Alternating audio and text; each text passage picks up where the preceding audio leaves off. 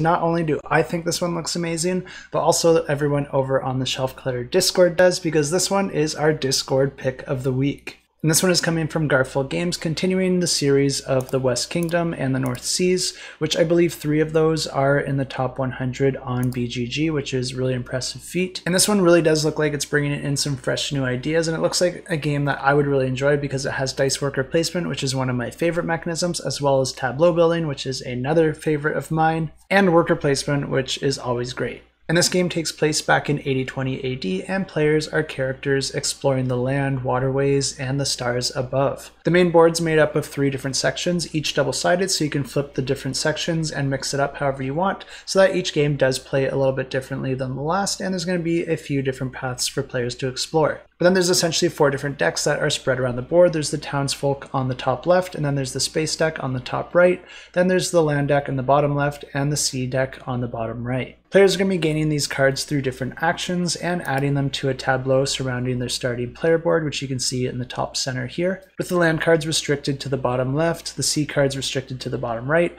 and then space cards always have to be put on top of a land or a sea card. Each of these cards behave a little bit differently with your land and sea cards, improving your actions and the engine that you're building throughout the game. And the sea cards do also interconnect with each other and can trigger some different abilities when you go to add a new card, depending on how they pair together. The space cards are going to add more opportunities for victory points at the end of the game. And the townsfolk cards are actually here, even though you can't really see them, because they're actually slid in behind the land and sea cards, because those townsfolk cards are actually used to upgrade those cards and improve the abilities that they grant you. And there is actually a 5th type of card called the inspiration card, and that can actually be used to upgrade the victory point potential of your space cards. And the way that this game works is that players are going to be taking turns, and on your turn you can take one of 3 possible actions. And the first action is to place one of your workers out on the main board, and the way that you're going to do that is you're going to be putting it on one of the cards surrounding the board, and then also resolving the action on the board that is connected to that card. And all these different icons will represent different actions, and there's all sorts of actions that can allow you to do different things in the game,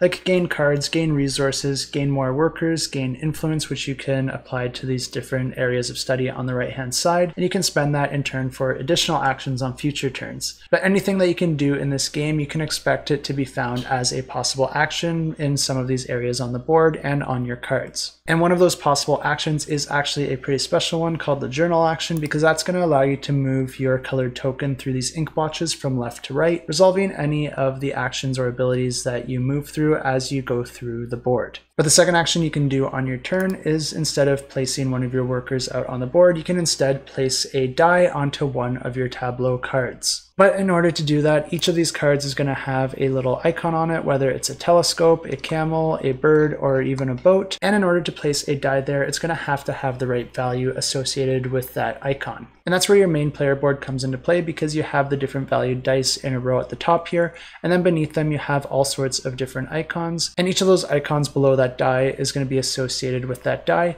and they can do different things like allow you to put the die on those cards with those icons, or the icons themselves can give you some sorts of benefits. But this area here represents your caravan, and you're going to get different actions throughout the game that are going to allow you to gain tiles, and then you can put those tiles onto your caravan however you see fit, as long as it fits there. And that's going to upgrade your dice, opening up new opportunities and new possibilities for dice placement. And I already love dice worker placement, but when you get upgradable dice worker placement, this is definitely getting my attention. And then finally, the third option you have on your turn is to perform the rest action, and that's going to bring all the dice and workers back to your main player board from wherever you distributed them. But then it's also going to trigger any of the cards that you have in your tableau that get triggered on your rest action. So you can actually get some bonuses for doing this. And the game continues to play like this until the end of the game, where players are going to score their victory points, and you're going to gain victory points from a few different areas. First, you're going to get victory points from any cards that just grant you victory points. Then there also is a set collection aspect to the game, because the cards also have different icons, and if you collect certain sets of icons, those can also earn you victory points. Then you'll also gain victory points from your space cards, but then you'll also gain victory points if you have the most influence in any of these 3 areas of study on the right hand side of the board. The player with the most victory points wins the game, and of course you can find links to this campaign and get notified on launch in the description below.